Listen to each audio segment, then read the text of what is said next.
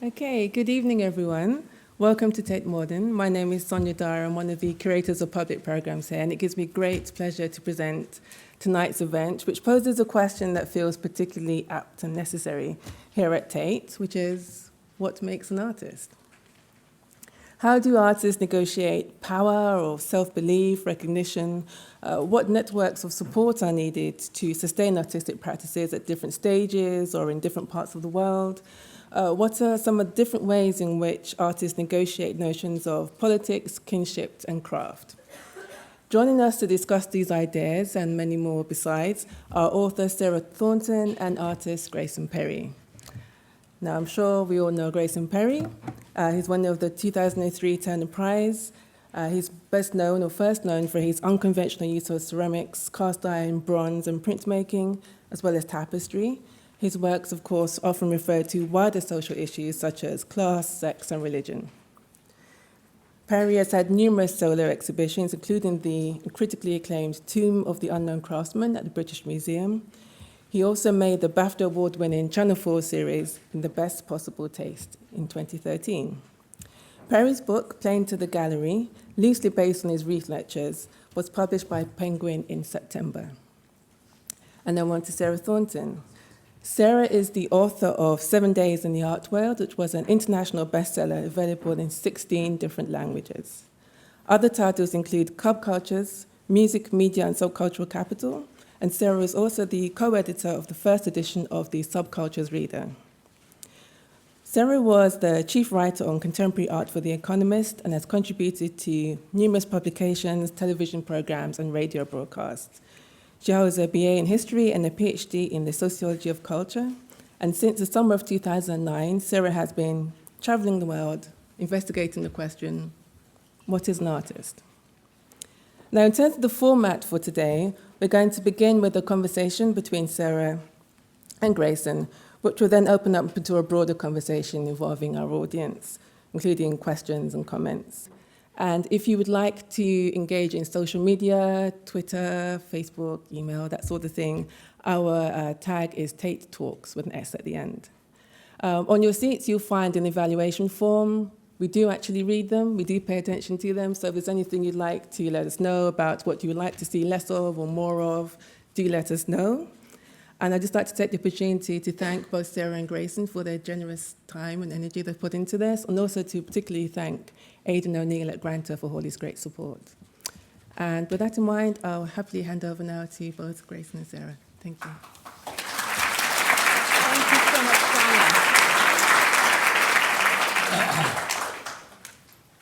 Sonia. Whoops, we skipped ahead. There we go. Thank you so much for coming. We'll dive into our mutual interviewing in a moment. I just wanted to say that I fell in love with Grayson's work in 2002 when I saw his show at the Barbican. That was the show that got him the nomination for the Turner Prize.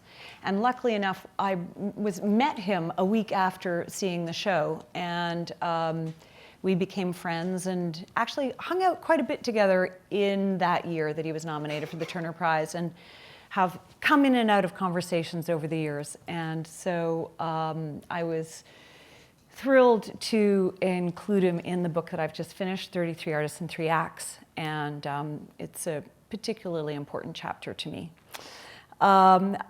Despite our appearances, Grace and I have a lot in common, as I see it.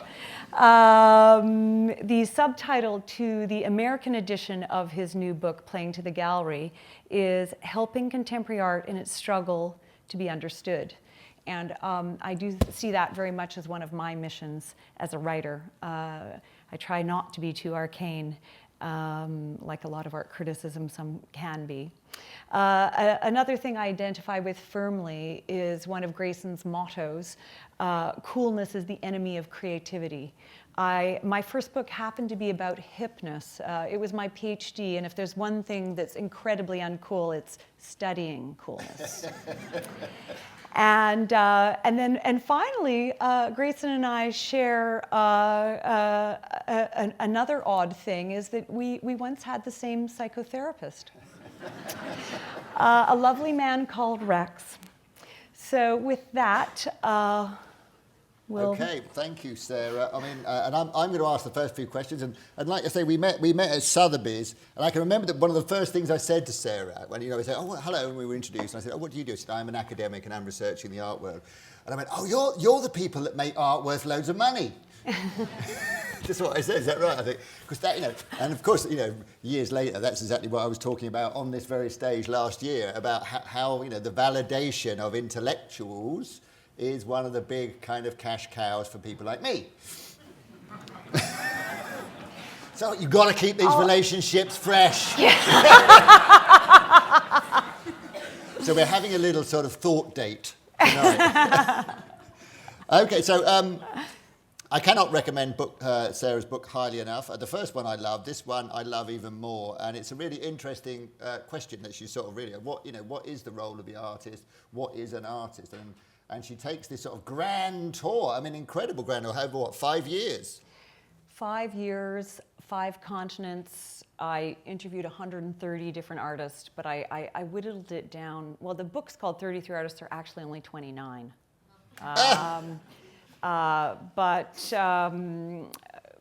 Gertrude Stein wrote a libretto years and years ago. I forget what it was called now. Something like 3 saints and 4 sinners, and there were like about 20 saints and more than 4 sinners or something like that. To give an idea of the variety of artists that Sarah interviewed and followed and went to their studios and their families and everything, even their cat, I think, got an interview in some ways. You had Ai Weiwei, who sees himself here as the enemy of general sensibilities, which I love that phrase. Frances Alÿs describes herself as a midwife. I can't get this one right. Wengeshi Mutu describes herself as a tattletale, which is, these are people describing their role as an artist. But how did you choose your subjects? How did you choose them? What made you zero in on certain people? It was actually really difficult, and I did want the book to have some kind of representativeness. I'm focused very much on contemporary artists and artists, for the most part, working in the Duchampian tradition. So they are engaged with ideas. They're ideas people. They may or may not make their own work. I think there's a lot of people working in Impressionist and modern traditions, let's say, in the present, but they weren't my focus. Most of the artists in the book have very high degrees of recognition, but in each act there is an artist who teaches and does not make work from sales of their, from sales. And let's see. I mean, I tried to represent some of the variation within the field, between academics and entertainers. People who were very object-oriented and people who made nothing that you could see at all, performance artists and pure conceptualists. And a balance of kind of altruists and narcissists and everyone else. So do you think you've got a kind of representative sample there? Do you think your book, in a way, because I felt like after I've read it, that I had kind of had a slice, and I've been around the art world a long time now, and it kind of like, it felt like a slice that had all the layers there, like a big layer cake of the art world. I tried very hard, but I would not myself claim representativeness because it is so hard with artists. They are all so individual, and if they're not individual, it's a problem, actually. They're kind of inhabiting a stereotype and they're not very interesting. So I think any artist who's doing their job really well is not a type. Well, we make new cliches. That's our job. That's right, exactly. Yeah. If by the end of the career you've got a good cliche attached to you, you're doing well. That's a selling point. I call them gimmicks. So I read the other day, because I've always loved a gimmick. The other day I read that gimmicks are good ideas that other people had first. One of the nice things about this book, it's a subtle read, and there's lots of sort of weavings and relationships and loops in it, and things that come back and forth, and often you sort of set artists up kind of philosophically, conceptually, stylistically against each other, which I think is really interesting. Like every chapter there's a sort of tension, the way you end on a quote. and a little incident, and then like you immediately open on something that completely flips it or makes it look a bit ridiculous or whatever. I mean, one of the interesting pairings is Andrea Fraser. There's a brilliant description of her performance in that, which you might want to go into, and Damien Hirst. So how did you arrive at that pairing? Well, I was very concerned not to make, most books about artists are monographs that treat them individually, that kind of isolate the genius and separate them from their peers. And I was very concerned to compare and contrast them. So each act of the book has these foils. In Act 1, it's Ai Weiwei and Jeff Koons. In Act 3, it's Damien Hirst and Andrea Fraser. Andrea Fraser just seems to be the anti-Hirst. She... Let's see, hasn't made an object since 1993. So she's not churning out things to be sold at auction. I think she sees her performances as services rather than goods. And she's also done some very extreme things. So just as Damien Hirst had a sale at Sotheby's called Beautiful Inside My Head Forever, where he sold 223 works and put them on the block. And a lot of people saw that as an artistic event, as actually a kind of conceptual event now that commerce is so much, has become a theme in artists' work. And Andrea Fraser did an equivalent kind of extreme thing. It was in the show, they were both in the show here, that one. Is that what you're talking about? They were both in the show Pop Life, I think that's autumn 2009 here at Tate Modern.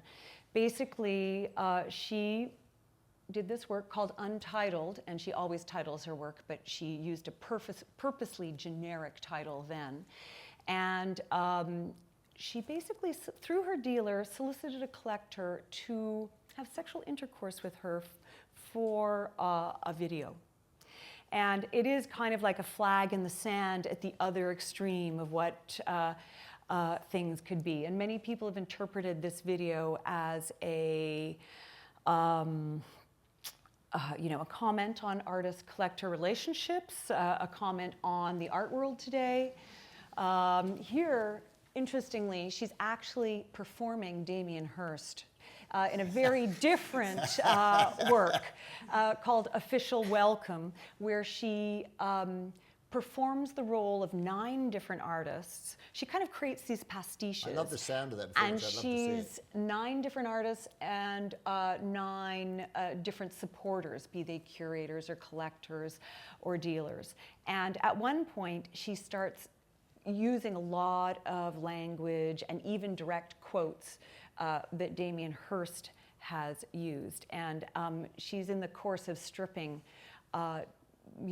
she's taken off her dress, she's down to her a bikini, and then she goes completely naked. She's just about to morph into Hirst at this moment. So talking of Hirst, you hint, or rather you say more than hint, that there's definitely an antipathy from Hirst towards you about things you had written maybe in some of your writings.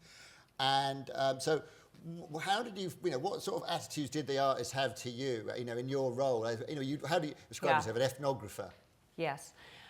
Well, very varied, because I do not, I'm not typical insofar as I don't see myself as an art critic, and I don't write catalog essays for the most part, and I don't write art criticism. So I'm not actually part of the kind of glossy brochure machine pumping up artists' reputations.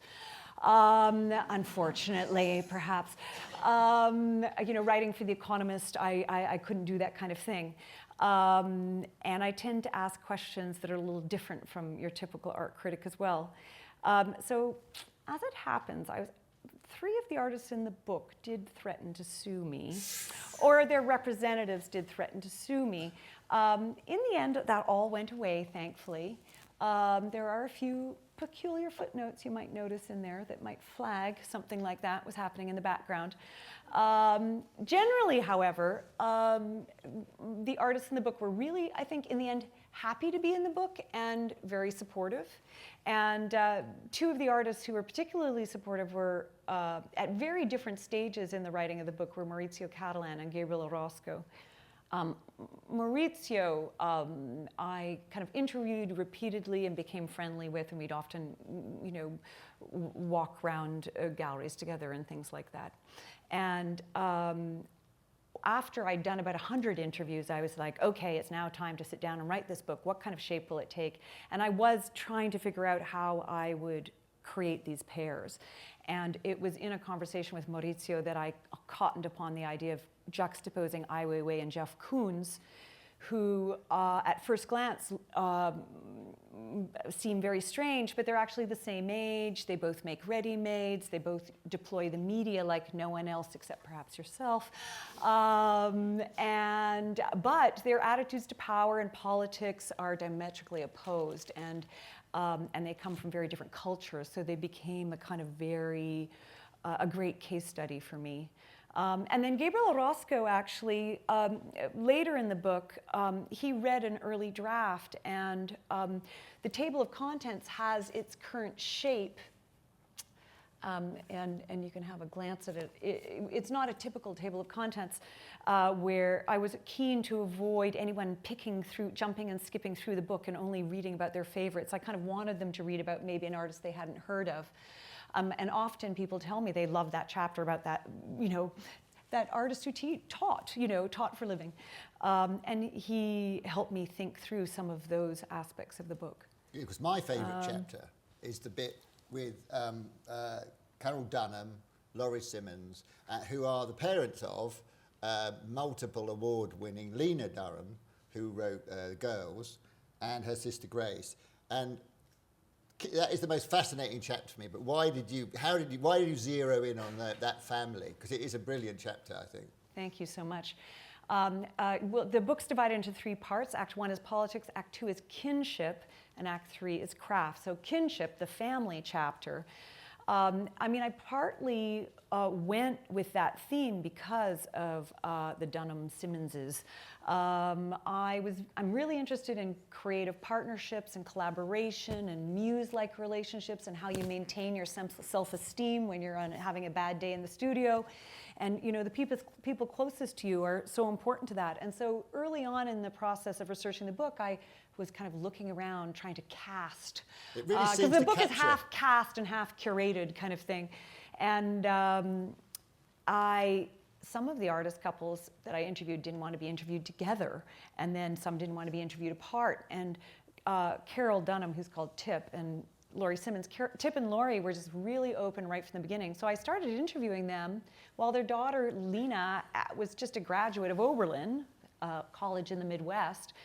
And in the course of researching the book, because the book runs from summer 2009 to 2013, she got, an HBO contract, which then went on to Sky, was on the covers of all sorts of magazines, and even, won Golden Globes and things like that. And I could read a passage if I have time. What captures that for me, it really captures that sort of day-to-day texture of being an artist, and the rivalries and the advice and all that sort of stuff that goes on. If any, you've all got your best friend that you show things to, and oh God, he's got a show there.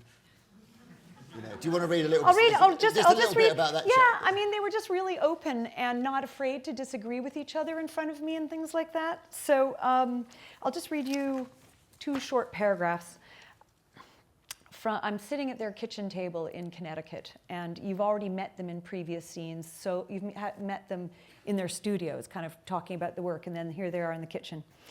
And I say, when artists marry, rarely do husband and wife enjoy equal stature. Many couples are governed by an unspoken agreement that one partner's career is more important than another's.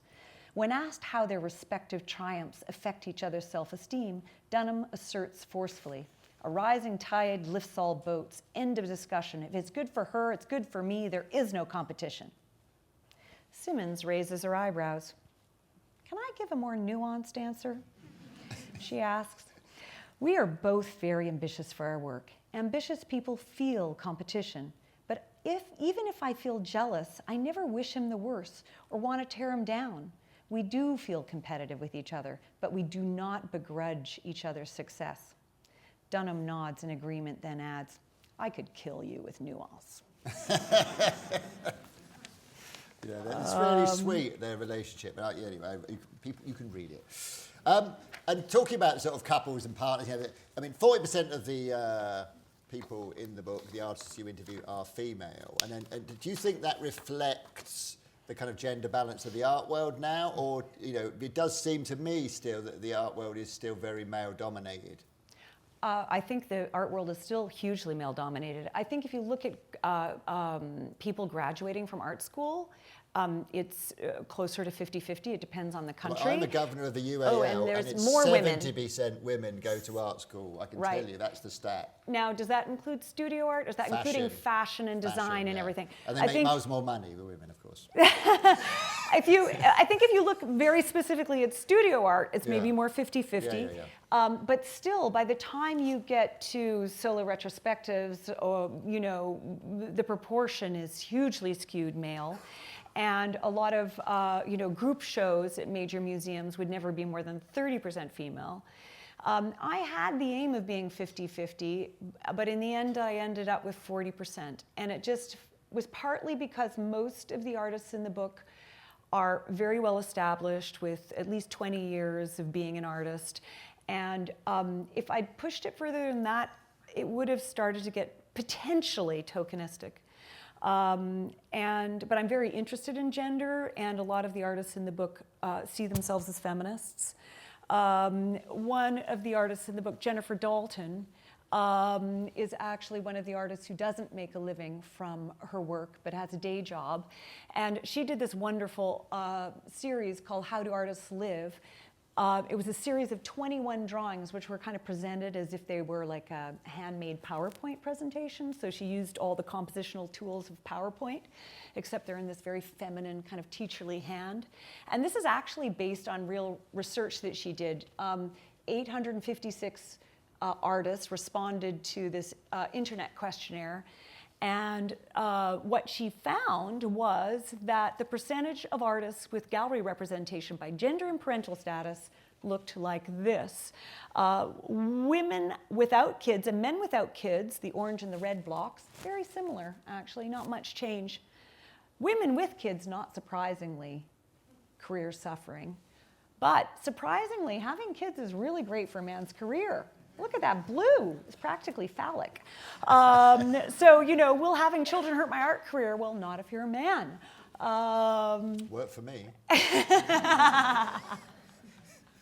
Exactly. You're part of the blue prong. And then also just, another a way of looking at the gender issue is in relation to credibility, because credibility and authenticity are very important to artists' reputations, especially in this age, Duchampian age, where it's not necessarily about skill, dexterity of hand, or great craftsmanship. And so when I was interviewing Marina Abramović, I was really intrigued when she distinguished between her high self and her low self.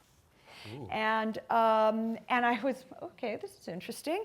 And, it was very much part of her definition of performance art. And when she was performing, she was in her high self.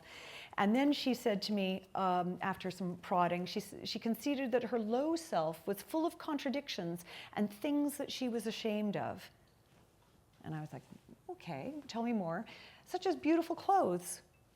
She said, I love fashion. In the 1970s, that made you a bad artist. And it really is interesting, actually, because, a love of cars and strip bars has never been a detriment to a male artist's career. True.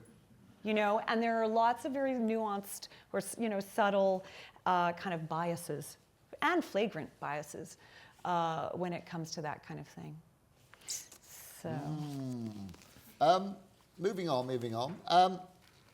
At one point in the book, you go from Santiago. I've got here a list of places: Beijing, Istanbul, Abu Dhabi. You're zapping all over the place. And I, as an artist here in the West, in Europe, in Britain, I'm a local artist. Really, I celebrate being a local artist. But I'm also fascinated now in the last in the last decade or so, we've seen the art world become much more globalized. And what are the different characters in, say, South America or Asia? What different art worlds and practices do you see going on in those places from what I would recognise as, European or whatever here? Yeah. I mean, I think that it's very complex and difficult to generalize. I'm definitely interested in looking at very specific contrasts sometimes. So when I skip from Santiago, Chile to Beijing, it's partly because I've been in this, one of the South American artists in the book is a kind of legend in South America. His name is Eugenio Ditborn, and he came of age as an artist during the reign of Pinochet, and a lot of artists disappeared and were disappeared. And it turned out that a lot of Eugenio Ditborn's work was subconsciously inspired by the disappearance of his psychotherapist. Which I can imagine would be traumatic. Yeah. And then I skipped to Beijing, and of course, Ai Weiwei has just disappeared. He had just kind of vanished, and they assumed he was in prison, but Lu Qing, his wife, knew nothing, had heard nothing. She had no idea where they were holding him. He had not been officially arrested. In that period, he was actually just disappeared. And I was kind of interested in how, a dictatorship of the people and a right-wing dictatorship and just living in those different kinds of conditions and how it affects artists' lives. And so that's a running theme in the first part of the book. I think, in terms of various global differences, North and South America nowadays, Europe, and even the Middle East are kind of increasingly on the same page, at least within the art world. Is that the art market or the art world, like the kind of Biennale art world? I would say Biennale art world, principally. The market has different values altogether, actually, and tends to be more conservative in a particular kind of way. But whereas in Asia, with the exception of Japan and Korea and Australia, well, Australia's not Asia technically, it's its own continent. With the exception of Japan and Korea, it's still very much the craftsman tradition of making art. And there's a sense, one artist gave me a wonderful quote that, being a conceptual artist, or, was like being an entrepreneur and just managing things. Whereas to be, a good communist or a peasant even, it was kind of a mixed up metaphor that I heard repeatedly, was to do it yourself and be the craftsman painter. They still like that, yeah, okay, I can go for that. And so that's one difference. I think there's lots of different myths. But that's a very old-fashioned sort of view of, what an artist is. And now, I'm sort of fascinated by the fact that here we are now, in the 21st century, and you can be anything. Yeah. And yet there is this sort of global phenomenon now of the artist. And as a sort of ethnographer, anthropologist, what would you see as the role in society, if you could generalize even more, like globally, what is that role now? Well, the funny thing is he sent that question to me in an email and I almost had a panic attack because, of course, I should be able to answer it. But a part of the reason the book is kind of so layered and there are so many different answers is that there is no single answer to that question. And I'll give you a few quick examples. So when Geshe Mutu is originally from Kenya, in her native tongue, there is no word for artist. Kikuyu has no word that's equivalent to artist at all. The closest thing is kind of like almost like a magician, and then moving forward, I think that like around the world, it's impossible to generalize. I think probably in our art world, Eurocentric or American-centric art world, there's two pretty universal ones. I mean, I think artists have become these kind of ultimate individuals that many people from many walks of life. I always think. Yeah, it is absolutely related to capitalism. Capitalism, as artists. Guys, what I call them, what do they call them, something like that? The research labs of neoliberalism. Yeah. Well, there's a lot of neoliberalism in the art market in particular, and to a lesser extent in the art world. And I think you can definitely, you have to relate the artist's position to the kind of economic system. And what would the other one be, though? And then there's this other one, which is, art no longer seems to be about timelessness, but about timeliness. And which is why I've thrown making up things completely Christian topical. Marclay. I don't think you should ever be scared of being, topical and in the moment. That's one of the things I often say to students. It's like, don't try to be classic. There's no such thing. So you're doomed. Yeah. Just make now, here, specific you in the place and the time you live. And, universal values will be there somewhere if you're lucky. Or just continue making the timely work. Yeah. Keep moving and making more timely work. And then your old work will have vintage value, kind of vintage je ne sais quoi. Well, what you hope is you go through that thing of kind of being out of fashion, and then you become kind of coolly out of fashion, and then you become vintage, and then you become classic, and then you become part of the canon again. So you go through a sort of dip. I'm hoping to avoid that bit, at least until after I'm dead. I want you to globalize, actually. That's my She's always pushing me to my globalise. aspiration for Grayson is that he has a more international fan base.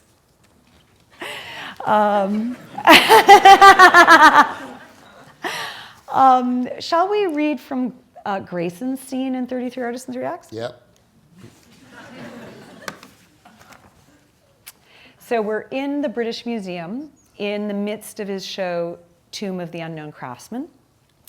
We wander past the shrines into an area full of talismans and fetishes. Among them is a work by Grayson titled Coffin Containing Artist's Ponytail, a small, crudely made ceramic coffin with a glazed drawing of a body at rest and a sculptural head. I point at the face and look puzzled. Charles I. Deadpans Grayson. The small bust used as a mold came free in a box of cornflakes. I grew my hair for about 5 years, then cut it off as a means of trying to kill off my feminine side. His long hair reminded me of mine. Says Grayson, his Essex accent weighing in more heavily when he speaks of the past. Of course, Charles, who believed in the divine right of kings, was beheaded. Was losing your hair a kind of decapitation or castration, I ask? Maybe. Says Grayson, non-committally. A few paragraphs later, we wind our way deeply into the installation. At the center of the Tomb of the Unknown Craftsman is a sculpture with the same name, a coffin in the shape of a ship that is supposed to be sailing into the afterlife. The rusty cast iron work features a miniaturized death mask with a crooked nose and full lips, which represents the unknown craftsman. Who is that? I ask. Oliver Cromwell. Replies Grayson. Cromwell, the reformer who had Charles the Head beheaded? That's hilarious.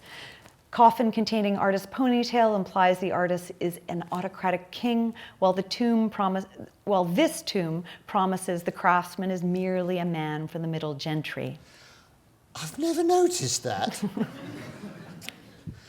Says Grayson, mulling it over. You can read into it what you will.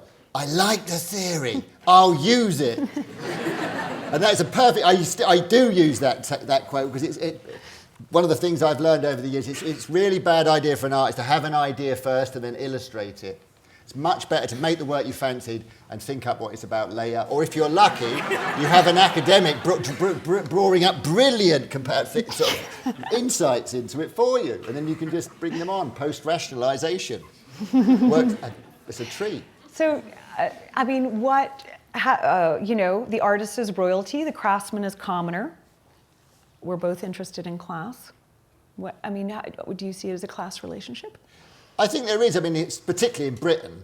The Industrial Revolution, and the gentlemen were kind of people who had thoughts and feelings, and sort of like they wore a suit while they painted, whereas the craftsmen, they were trained to produce the goods that would feed the colonies and everything. So there was a definite class thing, and I think there is a hangover in that sort of thing nowadays. And I think particularly during my career time, there's been a real hierarchy of the intellect over the hand, and I think it's because often the chief validators are writers, and they deal in thoughts, and so their kind of validation system gives precedence over perhaps a more difficult way of judging art for a lot of people, and that is whether you like the look of it or not. Because sometimes people, they're very uneasy about whether it's good just from looking at it. They want an explanation. They want the label and they want the gobbledygook that goes with it. I mean, I was in the Turner Prize earlier there's some masterpieces of gobbledygook up in there, I've got to say. International art English at its best. And so do you think that most British artists come from the working class, at least originally?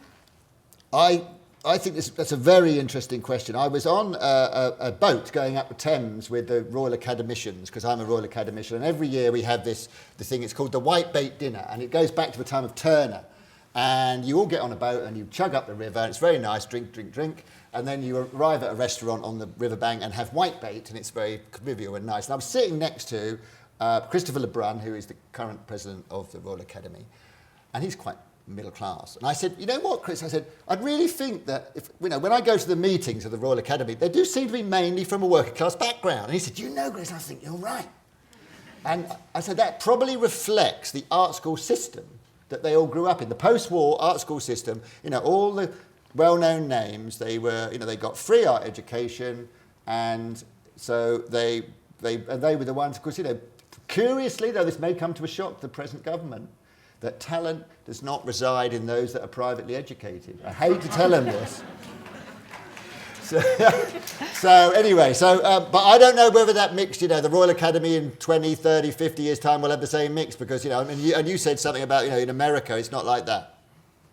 No, I don't think it is. I think actually that American artists are much more inclined to be middle class, despite some kind of famous examples like Andy Warhol. And in the Middle East, actually, I think artists are more inclined to come from the upper classes, because that's where an interest in art lies. I think to its shame, and probably it could well be it's sort of a disaster for the arts if they don't encourage working class people, because they have a weird worldview, completely skewed. Let's see. So there's a moment in our scene together that you say, despite its high status, most painting today is craft. Yeah. And you have this wonderful quote. You say, painting is locked into a tradition. Oh, yes. And because every artist, because there's so many painters now, you've got the huge history of painting, that in order to kind of have your voice, because every artist needs a voice, you want to kind of people to sort of know, to look at something and go, that is a so-and-so painting. And therefore they have to paint, because it's such a crowded field, they have to develop this micro niche where they've got their original brushstroke, the little wiggle that only they do, Yeah. And the trouble is that if they try to sort of broaden out their practice, they end up doing someone else's wiggle, And that is the problem of it, I think. And I think because painting has carried the freight of art history for so long, that it's become, I was talking to some primary school children yesterday, and it's synonymous, art, painting, that's the same thing for them, even at that age. And yet, here we are in Tate Modern where, I would say that a small minority of contemporary artists practicing now are probably painters, or at least certainly the ones that are getting noticed, because painting, is sort of fizzling out. It is a craft, and most of the paintings I see that are done out in the world, they're people going through the motions of it. It looks like art. If you Google, I always say one of the greatest ones, if you want to find out what's going in the world, Google something, and then you just look at the first few hits, and then you get a kind of taste of what people in the world think this thing is. And if you Google art, it's a bad scene. You just don't want to look at the first page. Another thing you say in our scene is that you think that that craft can be taught, whereas art is about self-realization. Yeah, I mean, I often say that because of who I am, and I become this sort of poster boy for craft at some point. People ask me to talk about the definition between the two, and I always say that craft is something that I can teach you how to make my last pot. I can take you step by step through it and give you an exact thing, but I can't teach you how to make my next one. And that idea that and as an artist, you have to you have to live the life, and you therefore in that work you have to throw all of your experience, your personality, your, the tribe you come from, your circumstance, your time. You throw all that in. You can't teach that to someone else. You can teach them how to go, you can do that, but you can't teach them how to be that person in that time expressing themselves. And does self-realization ever venture into narcissistic terrain? I think, it's very dangerous as you become more successful and people listen to what you've got to say. You can get really sucked into a horrifying, I know sort of several sort of actually theatrical types, and they're so used to being listened to, they become kind of what I call it, they become into their anecdotage. And they speak very slowly. And when they're telling, and everything is sort of warming up to this, and it's so boring. And but narcissism, I think, my wife is a psychotherapist, and she would define narcissism as someone who thinks the world is about them, basically. And I think that is a really bad scene for an artist to be in, because I'm interested in the world. I'm curious. You've got to have some empathy and walk in other people's shoes and see the world and be flexible. Being flexible and being impacted upon. But these are just things that are good for anybody in any role, Being willing to be changed, because it's going to happen anyway. Mm-hmm. How do you stay grounded? Oh, well, that's a good question, because, I get swept up in lots of nice things. But I still, it's just me in the studio with Radio 4 and my best friend. I give my friend a studio in my studio.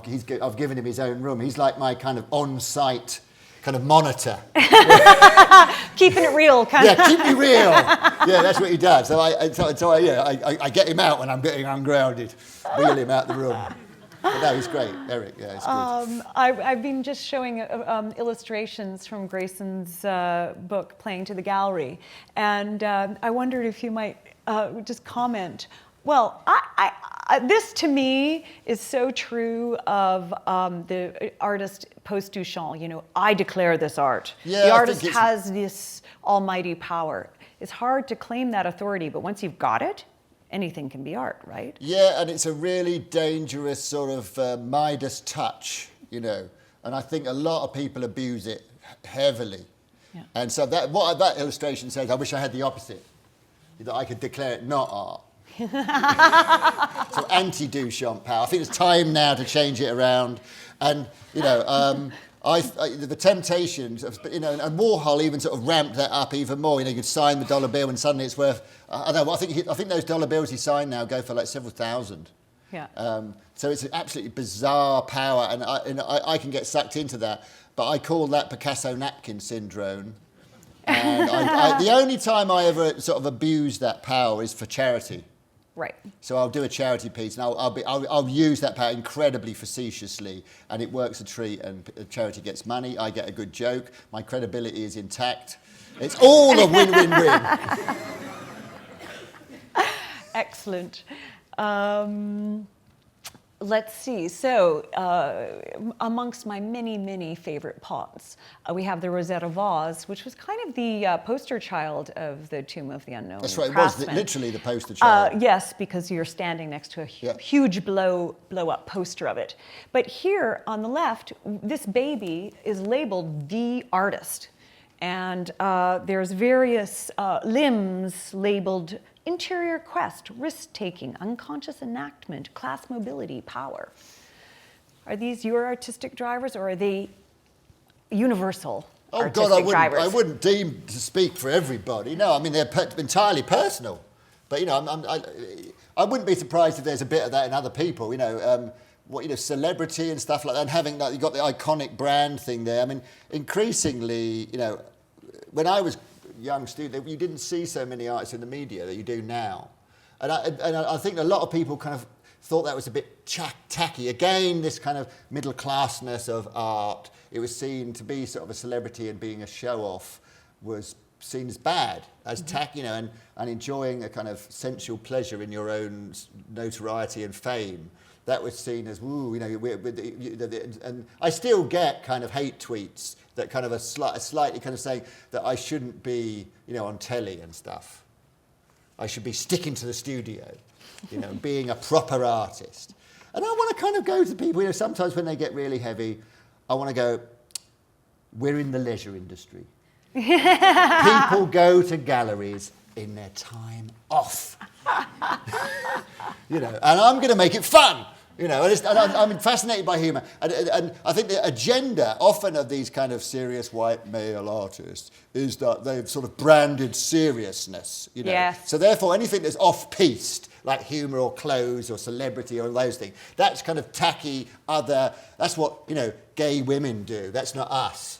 And I think that I constantly come back to the first thing after I won the Turner Prize, they sort of shuffle you off into a room.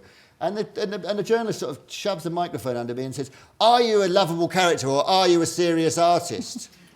And this template is incredibly long-lived. And it's still, I get it now, I still get that kind of questions around that. There's still, if you go on the Today programme, that will be the kind of snootiness that's in the air, that, oh, you're not a proper artist because you're funny, you dress up, you're on telly.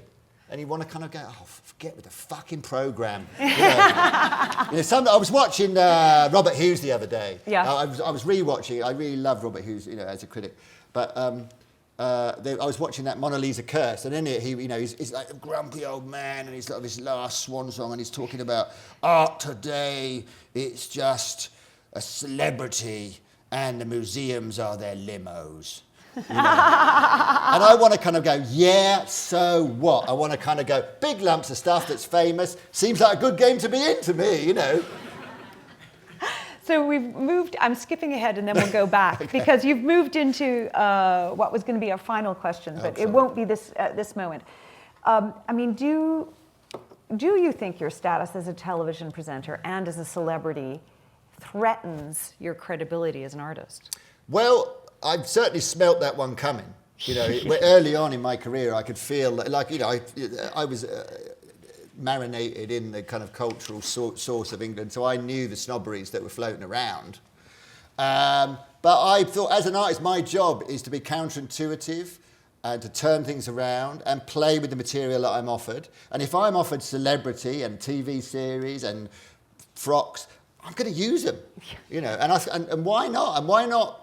Because I often think that, if artists are meant to be these experimental human beings who try new stuff, you've got to work with the material you've got and counter the prevailing orthodoxy of, what they think an artist is. And often, people's ideas about what is extreme and cutting edge, it's amazingly cliched. Amazingly cliched. And I'm less and less interested. That's why I was turning my nose up a bit when I was talking about globalisation. I'm not that big on travel. I like to look right in front of my nose here in London and see ordinary people, and I want to look at them, and because I'm an artist for them. Yeah.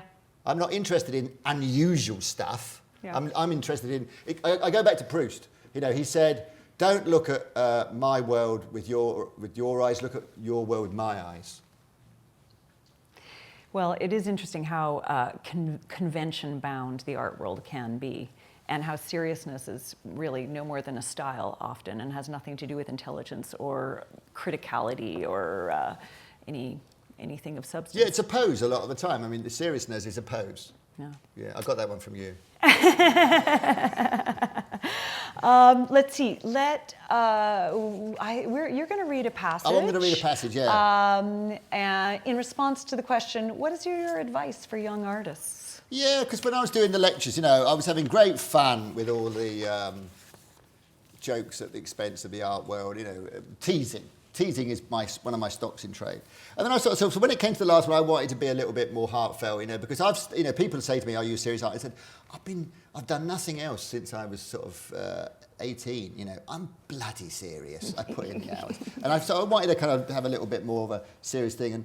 And I was talking about art college, and what you learn at art college, because that's a mystery these days, because anything can be art, and what do they teach them? And I say, the essential thing one learns at art college is difficult to condense. I think the most important thing is being exposed to a certain sensibility of what it's like to be an artist. You're a trainee bohemian, and you're there with fellow travellers on this journey, with facilities and tutors on hand. This feeling of being among kindred spirits is vitally important, and one I find very moving. In this book, I've mocked the pomposities and joked about the contradictions of the art world. It's been like teasing a dear friend, because in reality, when I joined the art world, it felt more like arriving in Kansas than Oz. For young people who feel a bad fit with their families or with wider society, to come within the tolerant and accepting embrace of the art college is a profound experience. The acceptance and tolerance of their difference and their imagination is an important thing. It's a subtle experience being at art college, because what you pick up is an understanding, a bodily understanding of what art and being an artist is in the moment. And I just skip on a little bit here because I talk about the skip of broken dreams, the potpourri of broken dreams that is the skip outside the art college. Of course, originality does exist, and that shock of pleasure when you encounter it is one of the greatest things that anybody who's interested in art can experience. But the best artists can take quite a while to find their voice. An art career, after all, is a marathon, not a sprint. There you go. I love that passage, but I love the idea of a bodily understanding of what being an artist is, because I do think artists they either learn that they don't want to be an artist at art school, or they start living that body. Yeah. And living a kind of myth of the artist even. Yeah. And artists don't just make art nowadays. They actually kind of create myths that give clout to their work. And I think there's different forms of learning. An educationalist now, I've been listening to this great series that's been on Radio 4, The Educators. Fantastic alternative, to how we teach children. And we've just got to get with the idea that it's not about facts and stuff, because they can just Google it now, and they've got spell check. And they've all got it in their hand. They've got every idea and every image in their hand. So what the Christ do they need you to tell them who died in whatever year? But, there's stuff we need to learn. And I think it's that bodily living and maximising the potential of people and absorbing it through experience and allowing, and making kind of them as kind of experimental hotbeds that kind of where all the atoms of creativity and emotion and relationships all bounce off each other and create these new, people going ping, ping, ping out into the world. And I think also, too, the ending on the idea of a marathon. I mean, all the artists in the book, and you and any artist who's into their 50s, no matter how much success they've had, it's really a tough marathon. Yeah. And I certainly feel that every time I write a book. It's like a major marathon where I stumble to the end. I think there's this idea that creativity is this magic moment, and I just want to go, don't believe it. It's not. It's hard work, and it's about setting up and noticing it and aching for the thing to come along and noticing it when it's happening. It's a big thing, and you just got to get good at it. And it's not necessarily something you can just sort of, write down in a few bullet points. Sorry. Though I've tried many times. I think we'll open up to questions now. We're only 1 minute behind schedule. And would anyone like to come forth and request the mic or mics? We have one on each side. It's the first one's always tricky. Maybe there's a plant. Here's a man. He's a brave person here, this person. While he's getting his mic, I'll ask.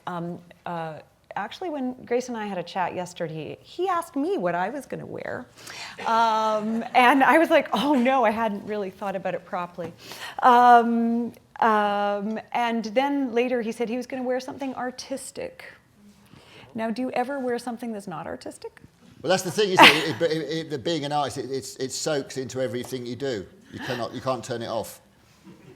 That's fine. Okay, I'll ask my question. I have not read your book, obviously, but did you try to interview Banksy? Have I tried? Oh, you, Both of you. You know what? I didn't try. Well, I did try. I actually made some inquiries. I would have liked to have interviewed him, but I didn't. I mean, I need to meet people face to face, and I couldn't do it through diverted means, and I never managed. Maybe I didn't try hard enough, but I never managed to encounter him. I think his identity is really interesting because it revolves around anonymity And that mystery creates a particular kind of mystique, and it's kind of like an marketing device.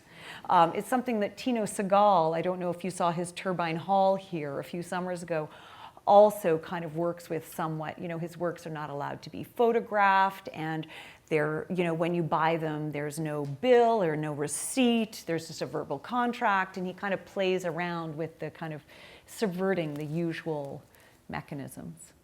And the same question to Perry as well. What do you think of Banksy in his... I've had a kind of up and down sort of relationship with Banksy. I've never met him or anything like that, I remember when I first sort of saw it, I thought that's quite clever, because I used to go to my studio through Hoxton and that area, and I thought, God, this is the first graffiti that's put the house prices up.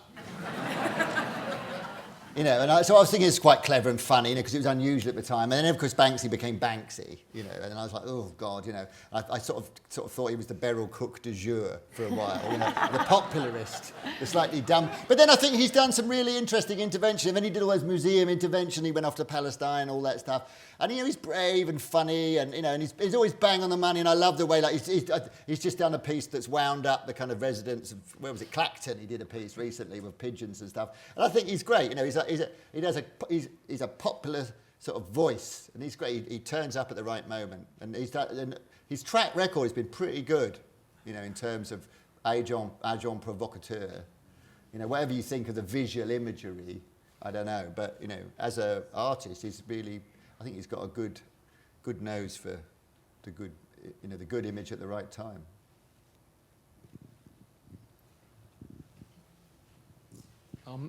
Do you think you can declare yourself an artist, or is it a title that has to be bestowed upon you? I think it's both. It's very hard to declare yourself an artist without having the validation of others. I mean, some artists find it hard to even convince their parents, and actually sometimes they're the last to believe. I think it's often a chicken and egg kind of thing. It's, someone sells an artwork, all of a sudden they feel validated. Someone has a studio, well, they have a studio, so that makes them an artist. They have an MFA from an art school. That sometimes works, sometimes doesn't. I think there are kind of various kinds of benchmarks of validation and different kinds of endorsement that are really important for artists' sense of self and for society's understanding. So I'm, as a sociologist, just because you think you're an artist doesn't actually necessarily mean you're an artist. Society has to think you're an artist. And so that's a slightly different battle. Yeah, I totally agree with everything you said. It's a sort of soft mantle that takes a while to put on, and it's put on your shoulders by lots of other people, and it's pats on the back, and like you say, sales, and your own self-belief, and that's a slow thing that happens. And you can leave art college, and bewildered out, and suddenly it's just you and the world. I mean, when you're at art college, you're an art student, and you have your peers at art college, and you have the tutors who are like your audience to a certain extent, and then all of a sudden you're spat out into the world, and you're back to just you again. And with the world, and they're all looking and they're kind of going, so, and it's like you've got a long battle on your hands. And I don't know when it was that I really took on that mantle fully, and so, still it. I mean, people ask me now what I do. I say, yeah, I'm an artist, And then they say, what sort of art do you do? I mean, the classic one I used to have is at a party. What sort of art do you do? Oh, I make pots. Oh, so you're a potter. So now I don't even go there, And I think that actually is really hard certain roles are harder to mutate into from others, but there are curator artists and there are curator critics, but probably the most difficult is the collector banker who thinks they're going to be an artist or something like that. That is actually kind of defies the ideology of the art world. It's generally unacceptable. Because they've got to maintain that kind of consumer role. Is that what it is? Well, there are just a lot. There's no one set track to being an artist, but there seem to be many tracks that are not. I think possible. When you go into public life, you have to wear the right hat. Because it will be glued to your head by the press, particularly. Mm-hmm. So I think a lot of it is about what you're wearing when you pop your head over the parapet. Mm-hmm. And if you've got the artist hat on, or you're thinking of putting the artist hat on, then you're going to be... Because I've met people who, came up as craftsmen or something else, art historians or something like that. And then they've decided, well, actually, I'd like to be an artist now. And it's really hard to get the bloody other hat off. Yeah, they have to do it before they're known. Yeah. To some extent. And there are, some famous curators who are also artists and conceive of themselves as artists, but everybody still thinks they're a curator. It's like you're a +1 to your own career.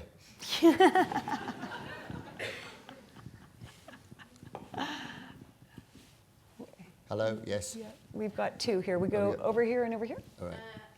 I'm slightly concerned, and are you, that with the increase of tuition fees, that it most certainly will be a middle-class pursuit, because it's a rather indulgent subject anyway, so... Hang on, there's a judgment there. It's that kind of talk that got you in the trouble in the first place. You're right. So anyway, was there a question? The question is, does it concern you with the tuition fees that the traditional sort of working class family won't be able to afford it, if we've got traditional working class family? Yeah, the other thing is, you can say to people until the cows come home that it's just a loan. That's what I say to students when they ask that question. I go, it is a loan, and if you're an artist, your likelihood of you paying back is probably quite small. Yeah. I always say, if you're earning enough money as an artist to pay back your student loan, good on you. You're doing really well. You're at the top percentile of your art career there. So it's win-win. Take the money, and go. But it is psychologically, of course, a large section of society is uncomfortable borrowing that huge amount of money and then going in, of course, to an environment that is very classed, further education, and it's very intimidating for some people. So, it's really tricky. And I think that often the kind of pathway of any educational pathway, you've got to start it really early on. I was listening to radios before I came out about women scientists, and it's like, by the time it's getting to A-level almost, you're already kind of filtering out, and so certain people are being filtered out of certain careers. Mm-hmm. I think it's highly likely that it would go the way of the US, where the majority of artists come from the middle classes, or even the upper middle classes, depending on the schools. But then again, it might reinvent itself. You never know. Art's clever. It might reinvent itself, and you might not need to go to bloody art college. And though it's very tricky to have an art career without going to art college, because of what I was saying from my book there, that you need that kind of soft appreciation somehow. That it needs to settle on you, the dust of being an artist. Yeah, I'm very few of the artists I interviewed, and certainly the artists who are featured in the book, didn't go to art school at all. Mauricio Catalan is an autodidact, and Elm Green and Dragset dabbled in a bit of higher education, but one did theater studies and the other did poetry, and but didn't even get degrees. Otherwise, almost everybody has a degree of sorts. Although I can't quite remember about Ai Weiwei. I kind of bristle. He had his own education in New York. I kind of bristle sometimes when sort of people call themselves artists who aren't artists. Because it's become this sort of it's become an addendum on that kind of model, actress, whatever. You know what I mean? It's another one. Sometimes I think, artist. It's not a kind of level of access backstage at Latitude. It's more to it than that. I like to think. So, but if people can't afford to go to art college, maybe we'll start seeing artists that haven't been to art college, and that might be very interesting. It's a tricky one. It's interesting. I've never met an artist who didn't feel tempted to gatekeep the label. It's actually a deeply visceral thing. You can start off an interview and they'll be saying, anyone can be an artist. And I don't believe in authenticity. And, since Warhol, what's authenticity anyway, And, but then at the, 2 hours into the interview, they're talking about real artists. And that guy's not a real artist. It is a really deep-seated thing. And that's really important. It's hard-won. It's really important that not anyone can walk in and claim it. Yeah, it's hard-won status, so therefore you're not going to kind of, throw it around. I think that's the thing. But, God knows what you have to do to get it. And it does have to do with this kind of almighty power that, the Duchampian revolution has brought about in contemporary art. Because if the artist has the power to call something art, like a shark in a tank or whatever it may be, that, you know, they really have to have authority, and they have to keep that authority, which maybe Damien hasn't done. I don't know. I mean, I think I'm a fan of large parts of his oeuvre, but there's a lot of disbelief in him out there. You know. Are either of you going to the Frieze, and what do you think of the Frieze? I like it. It's the village fete of the art world. But is it art? I like it. I go every year, and I don't go to look at art particularly. I don't know if it's a great place to look at art because there's so much of it, and it's all kind of and there's a sort of shouty sort of art that they have, shouty stroke portable. You know, on the whole, you know, that they have it there. You know, so, and I wander into Frieze tent, you know, and I always think it looks like a kind of a set where the director said, "Quick, we need a big tent full of art. Can we get some people who can make some smoke?" You know? And even the good stuff looks like that because the environment is so, you know.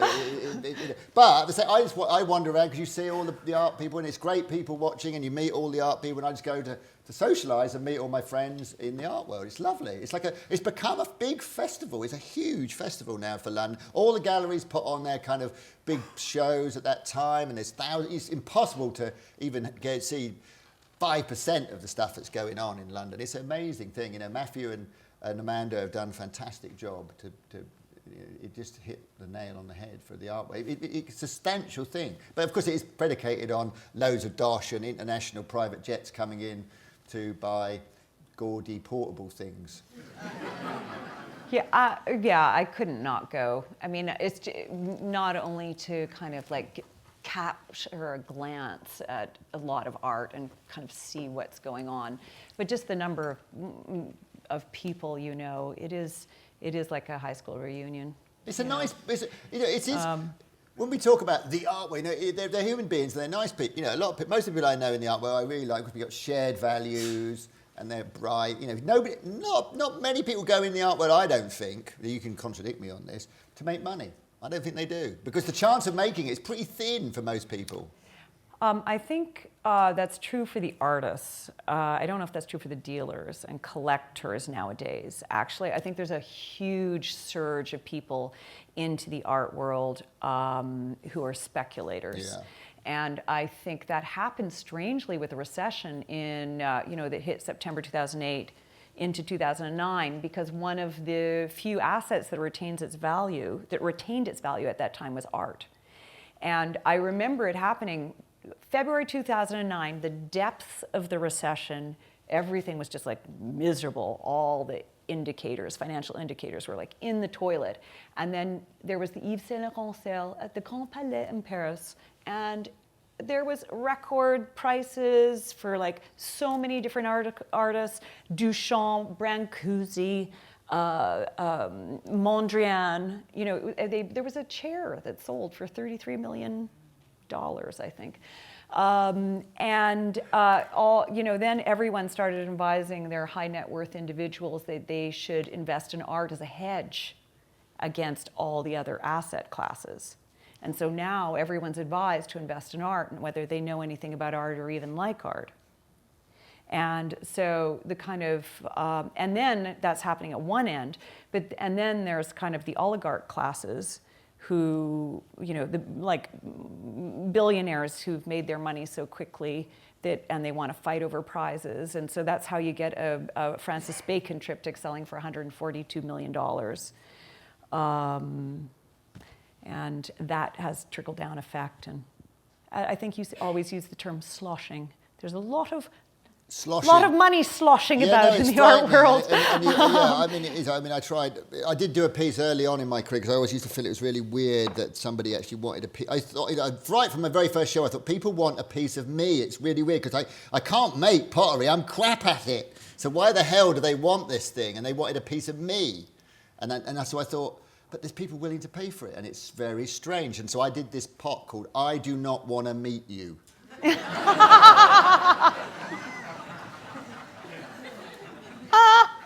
Excuse me. I've got over it now. I can manage it just about. But it's still a slightly awkward. So what's horrible is when you meet a collector and they don't really get you. So they kind of they just want a trophy, and that's a bit embarrassing. I mean, there are a lot of wonderful, thoughtful collectors out Yeah, there, totally. but and we can thank them often for underwriting all sorts of things at museums and the rest. Well, no, you think about it. But there is a new breed. Yeah, but I've met incredibly well-informed and experienced, but more experienced than a lot of historians and curators that I've met. And the money that they throw into the art world is, a lot of places depend on it, and this is free. I mean, what's brilliant about here? It's free. People, whenever I go abroad, people, they're free. Museums in Britain are free. We should be celebrating this so much more regularly. It is a wonderful thing. It is a wonderful thing. Next question. Got about 4 hands there.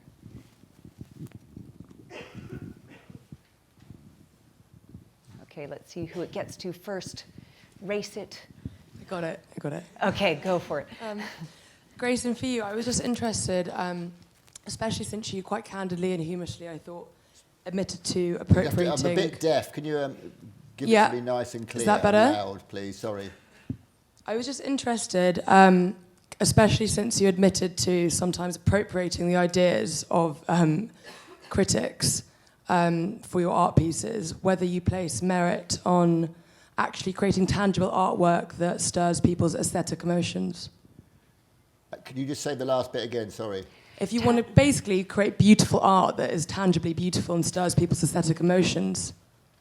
Well, whatever I make, it's going to work on all different levels, isn't it? Because somebody's going to project ideas onto it and content. And often when I look at work I've done, I suddenly look at it and go, oh my God, that was what I was thinking of. But I mean purely beautiful though, and it's aesthetic. I usually start an artwork with an image that I want to make. That's how I start. I don't have an idea, and I basically nail the ideas onto it as I go along, and even if they're a bloody awkward fit. Because I want to make a certain thing. If I want to make a red thing and it happens to be a picture of the sea, then I'm somehow going to make it work. It's like, for me, that as an artist, I've learned that I have to work with my visual imagination, and I see the thing I want to make in my head, the fuzzy, golden, lovely, imagined thing, which will be much, much better than the finished result, I can assure you. And I've always had this kind of idea that as I get older, I will have the confidence to make things just because I like the way they look. I have this sort of template in my mind. I don't know if this will bear out, but I have a template in my mind. The older artist doesn't give a shit whether he's philosophical or profound or not. That's for the intellectually insecure, of which there are many in the art world. He's just going to make a beautiful thing that is poetic and gorgeous and sensual, and but of course what we find sensual and gorgeous and poetic is loaded with all the other stuff, and so it's it's tricky. You can't just say, I'm going to do pretty patterns, because they've got to be the hot pretty patterns for this year that are getting to the right, they're coming from the right direction in the right material. Anyway, I'm sure you. So no, I'm just wondering though, to what extent does technology sometimes interrupt this kind of intuitive process? Because you're describing how you make your pots. What about when you're making a tapestry? You do actually have to create a blueprint, and then it goes to the digital loom. Yeah, but I think in tapestry, whenever you work in a material, and a lot of going right back. I mean, Christopher Wren didn't necessarily, he didn't build the St Paul's Cathedral. You had to imagineer it in your mind. You have the material, the material, and it's a call and response. So I make my first tapestry. I didn't really know what I was doing, but I'll have a go. And then you look at it and say, well, I could have done that better. And so the next time you do one, you know what it will do, the material. So there's a call and response, and the more you do it, you get. And then you start thinking in the texture and the material. And just because you're not actually, God, can you imagine how long it would take to weave these things? So that's how you get it. You start to involve yourself in the sense. When I'm sitting there with my tablet on the computer and I'm doing it all, and detail. I'm sitting there with a piece of real tapestry sitting next to me, and I constantly refer to it. What will it look like? These colours, because it's all and the sensuality of it. There's still a gap, though, isn't there, compared to making a pot, where you're actually. I think there's a value judgment going here, because I think so? I wouldn't be able to do the tapestries any other way. Because. it'd just be impossible. The time would be too, and I'd have to learn another skill, which would be I haven't got enough life left, right? It's true. You know, it's took me 20 years to get good at pottery. You know. And I think that there is that sort of, there is, you know, it's a different relationship, but I'm not going to romanticize it. I refuse to romanticize the relationship of getting your hands dirty. I mean, yes, I do. I do, you know, I quote myself, I am suspicious of artists who do not get their hands dirty. But it's so over-romanticised by the popular art audience, this idea. Whenever you see like an artist in a movie, they're always covered in muck and they've always got a little bit of paint like this, haven't they? And a lot of artists now, if you look at a book of artist studios, they're all in white squares, all perfectly clean, with a computer in the background and a couple of assistants doing the dirty bit, you know. And so it's like, I'm not, you know, I can understand why people think that there's this sort of lovely wrestling the image out of the material and, you know, having this sort of God-given poetic relationship with the stuff. But there's plenty of ways. We live in the 21st century. You know, if Michelangelo was round now, he'd be working for Pixar. I think we have time for one more question, maybe two if we're quick. Does someone have the mic over there? Okay, go for it. I just wanted to go back to what we were talking about education earlier and how you were saying it's probably going to become middle class because the working class aren't going to be able to afford to go to the colleges and things like that. But yet there's so much money sloshing around the art world, like you say. So what are you going to do, or what can we do? What can everyone do to make sure that everyone can go to art college? Well, there are free schools for education, so why can't we have free art colleges as well? Well, we're at the beginning of, you know, we've only had, you know, this sort of privatised education thing going for a couple of years, you know, a few years now. You know, in America they've had it for, you know, since the year dot. And in America, you know, the big universities, they have this huge alumni thing going and massive inputs of sort of charitable donations to the thing, which then pay for a huge proportion of students to go for nothing. And that, you know, we've unfortunately been kiboshed. We've had the carpet pulled from under us, you know, very suddenly like that. And we haven't got the other, whereas in America it's sort of evolved into this system now where, you know, there's a lot of private benefactors that are financing poorer students to go to these fantastic universities. And maybe that's the only, you know, if we keep this system, you know, it is in the news this week that Germany has gone back now that everybody can, you know, can be free at university again, and that's great. Germany's a very rich country, fantastic, you know, I don't know if we can afford it. I mean, I think the depths, in many ways, what happened was when Tony Blair said 50% of people, and he's pulled this number out of a hat, didn't he? Like 50% of people has got to go on to university. There wasn't 50% of the population, there wasn't jobs for them to go through for starters. I mean, and whether we could afford it or not, I don't know. I mean, I'm not denying people that the benefit of a higher education, but... I think it's got to be people like us who have got to say to the collectors and the people buying art, you've got to invest in their future, the younger people coming up. But I don't know how you can... I say it until I'm blue in the face, you know, every time, you know, the creative industries and, you know, how much of this country benefits from it, and we've got to start learning that art actually is a proper job, you know, and that's what this country is famous for now. If you go around the world now, it's not, you know, there's a generation that's probably died off now that would associate Britain with the Beatles, you know, but now they think of our creative industries, you know, around the world. We're famous for fashion and filmmaking and TV and art and, you know, all sorts of stuff. So it's very hard to tell people what to do with their money. But yeah, I think, you know, that's what's, unless there's a huge sudden flush of money in Britain. Well, and maybe the answer is partly corporate sponsorship. I mean, you know, St. Martin's has, you know, one of their big lecture rooms, I think, the Louis Vuitton Moet Hennessy And they room. do have a program of bursaries. They do have a program of bursaries as well. I mean, yeah, they're trying to grow it. Program of bursaries for poor students, yeah. It's kind of weird, though, when the student loan, it's like, you know, it's, you know, how do you choose these students? Ooh, it's very tricky. I couldn't pick out who's going to be the great artists at entry level. Very tricky. Very, very hard. I mean, the first body of work can be amazing. You can go to their degree show and be completely blown away, but what if that's the only body of work they're ever going to do that's exciting? A lot of artists burn out, and I think that goes back to the marathon. You know, is not just about one flourish. It's about sticking the course and enriching it and making it deeper and becoming a mid-career artist. And not doing the same thing. I mean, I know artists, you know, they can dine out on one brushstroke. You know, like going back to the painter, you know, Rothko, you know.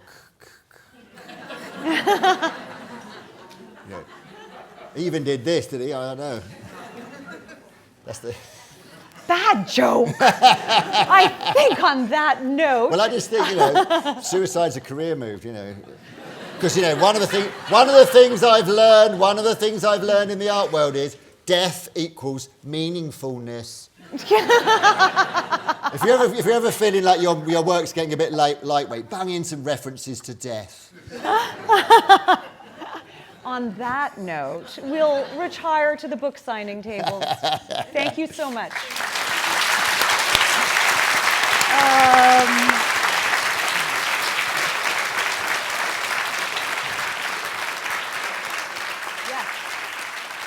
Oh, thank you.